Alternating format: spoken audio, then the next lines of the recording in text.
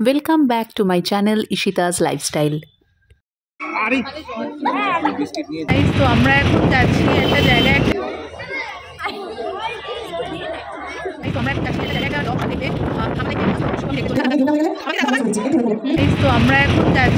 জায়গায় একটা dog show দেখতে।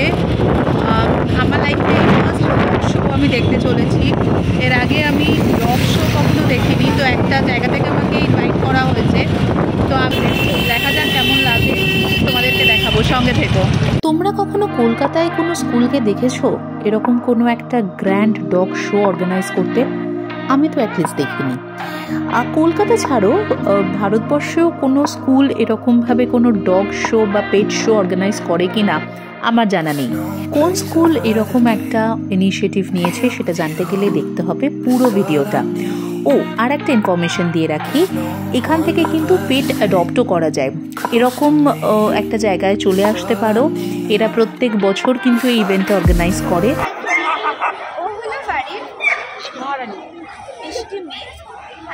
এরকম একটা সুন্দর উদ্যোগের যদি অংশীদার হতে চাও এদের সঙ্গে যোগাযোগ করতে পারো।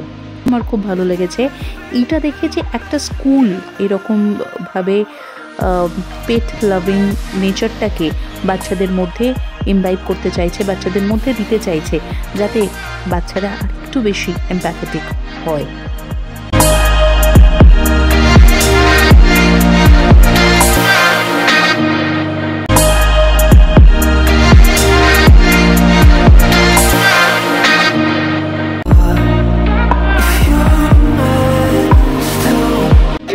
এইখানে স্বর্ণিম ইন্টারন্যাশনাল বলে একটা স্কুলে, যেখানে ওদের ডগ শো চলছে।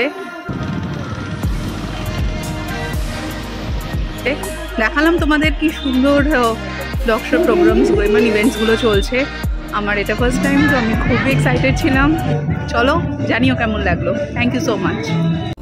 আজকের মতন ভিডিওটা এখানেই শেষ করছি। দেখা হচ্ছে খুব শীঘ্রই আবার অন্য কোনো একটা ভিডিও নিয়ে। ততক্ষণ সবাই খুব ভালো থেকো।